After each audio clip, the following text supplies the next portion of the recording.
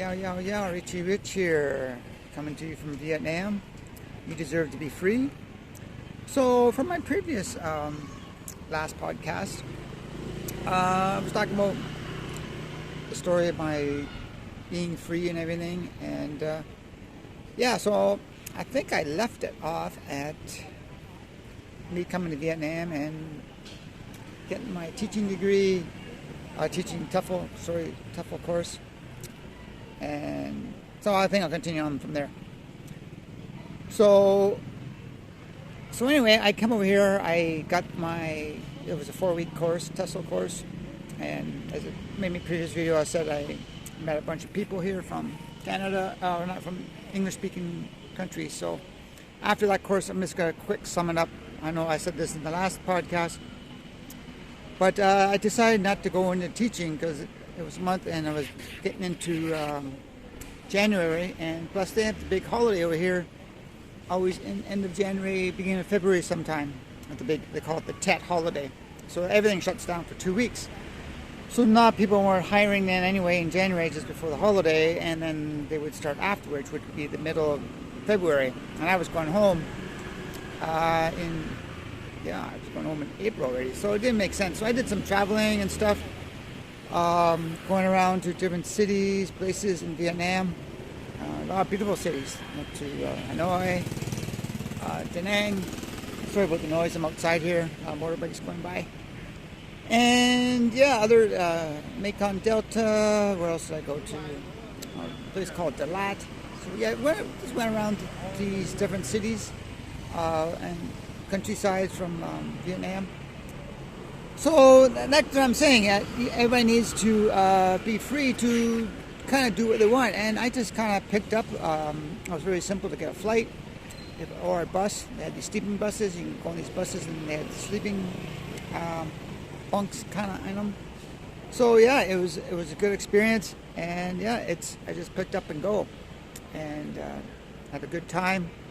Met some people, met some new friends, saw some new places as well. So that was kind of my beginning of 2017.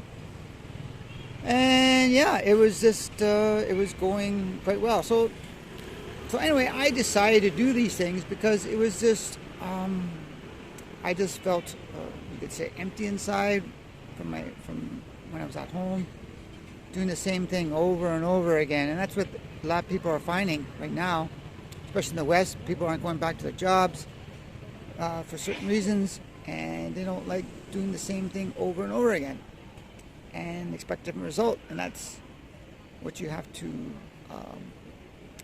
do. You have to recognize that you're in this kind of loop, so-called loop, that you keep doing the same thing over and over again. So anyway, I get back to Canada, and you still get a lot of pushback from people, sometimes your kids, family members, parents, friends and family. Everybody says, "Oh, why are you going back? Why are you going back? Why are you going back?" And a lot of people were basically, I'm not saying they were jealous or anything, but I just think they had their own paradigm of what this life was about. You're supposed to have a job, have kids, have a family, and that's it. And mortgage and a house and car payments and all that kind of stuff. And I just couldn't see it. So, it was very, I was, even though I was going back to a job, I knew it was short-lived. So, and it's not like I hated the job. I actually did enjoy the job, but it was going on long enough. And every year I was going back. I did this for 3 years. Before the last time I came here in 2019. So I did it for 3 years basically. Go back for 6 months, come here for 6 months, back and forth. Sorry about the noise. So that's kind of what I was. That was what I was doing, and I enjoyed the job, but I wasn't getting ahead in other areas of my life, specifically financially and relationship-wise too. Like I was over here in Vietnam, and I was doing a little dating, and still am dating now, trying to, like I say, try dating, but I had some relations that I thought they were good and they fell apart, and so it's a big learning experience for me, and because you're dealing with different people, different culture, and everything else. So I'm not going to get down on it. It is what it is. So, and a lot of people back home, getting back to the conditioning, I call it the programming, the matrix, whatever. People are just set in their own ways and don't want to change, and a lot of people aren't happy, I find. And I remember this one time, where was it? I heard this. Basically, what happened was I was taking the family to church one day. This was many years ago, and I stepped back, and I don't want to say names and stuff, but I think I'll figure it out. But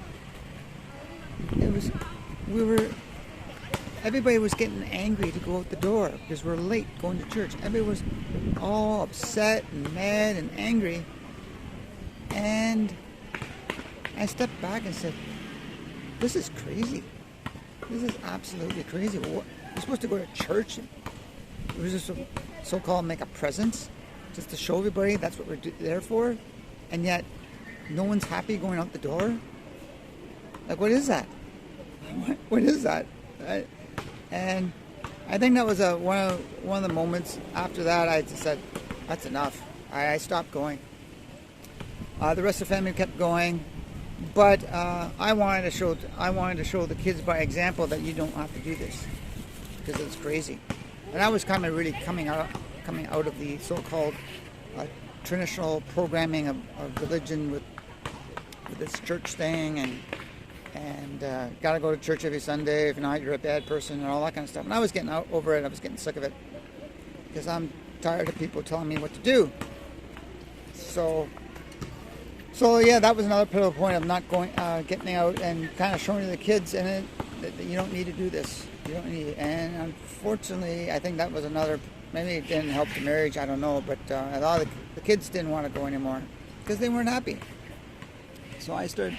And it's funny because I started taking the kids we had these donut shops around big donut franchise, something like Starbucks, but they're called Tim Hortons in Canada. We have Starbucks, but. So I said, kids, say, if you want to stay, fine, we'll go out for a coffee and sit down and have a chat for 15 minutes to 45 minutes. And we did. Yeah, and I think that was the best so-called Sunday church we could have. Me and my sons or whoever wanted to come, and we sat there and we chatted and talked about whatever. Could have been religion, could have been family stuff, whatever. So anyway, that's what made me decide to be free from that end of it, because I just didn't see the craziness of everybody have to put on this big show just to go out the door to show everybody at the local community that you're going to this so-called religious institution. So that was I'm not sure when that all happened. That could have been happening before. Yeah, that happened before I went to Vietnam, because I went to Vietnam after my separation. So yeah, there's So that's I guess I backtracked a wee bit before my separation. But people, you need to decide what's going to make you happy, and not sit there and trying to try to put on a show for everyone else, or try to live in someone else's so-called, society norms. I guess that's one way of putting it.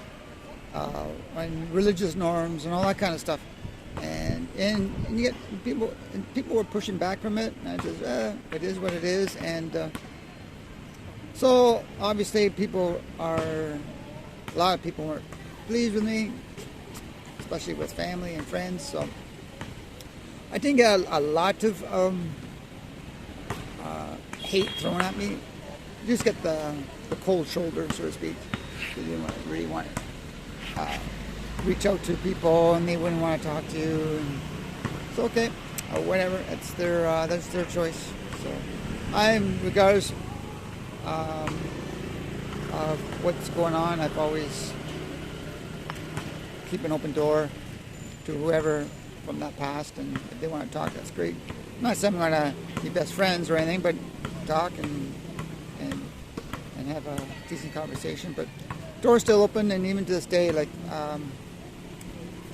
when I go to, even with communication with family, like it's, I don't get upset with it. I know some people do get upset with it, and I leave it go as it is. I'm the one always reaching out. I'm the only one reaching out. Majority of the time, I would say 90% of the time, even with my kids, I'm the one that's calling, texting. How's it going? Where are you up to? And I guess I'm a father and they're young kids and they don't want to be bothered, which is fine. But, you know, and that's with other people and other friends too. Like I say, hey, how's it going? And most of the times they'll converse back. But I'm the one that initiates the steps, so I'm not going to hold any grudges against them. I know a lot of people do. It's like everybody wants that reciprocal, what do you call it? That reciprocal, can't think of that word right now. Being reciprocal, I guess is what the word. And some people, like, even it gets into, like, I experience with people with going over to people's houses. Well, we're not going over there anymore. We're not having them over here because we've had them here 3 times and they haven't invited us back yet. It's like, man, you gotta hold on to grudges. And I look at it and say, if you don't want to have people over, then you're not gonna have anybody to talk to, regardless if they want to have people, regardless if you want to have people over or not. So don't hold grudges. That's a big thing. I guess that's the big, one of the big takeaways here is don't hold grudges and expectations of others. Because you just got to rely on yourself and you can do the best you can and enjoy the people who are you with. And if you're having fun, they'll be having fun at the same time. If you're having fun when you're doing stuff with them. So whether they initiate it first or not, it doesn't really matter. Your goal is to have a good time with your friends and family who want to participate with you. And I've heard this, it's not my quote, but you want to be around people that celebrate you and not tolerate you. And also, unfortunately, that is people, your friends and family. So obviously, sometimes you gotta be with certain people that tolerate you, but but basically, you just gotta sit there and say, just do the function. For example, family reunion. I'm sure there's lots of issues that come up there, and people won't like you. But you go there, be your best person. Just be your best. Put on a happy smile and think good thoughts about what you're doing with the people around you, and everything will be fine. So anyway, I'm gonna call it quits here. This is about a 13-minute video, and I'll start talking more about what's going on. Talked a lot about the past still, of what's going forward. But yeah, you deserve to be free, and that's what I said. Don't hold grudges or have expectations of people, because that just holds you back. Because yeah, a lot of people will try to guilt trip you into doing certain things, and you do not need to do that. And that's regardless of. Sometimes it's your own family that are the worst people that try to do that. So anyway, I'm Richie Rich. You deserve to be free. I got this book out. It's called Manifest What Loves You. And yeah, you can email me at courageousrich@gmail.com. Okay, we'll talk to you later. Bye for now.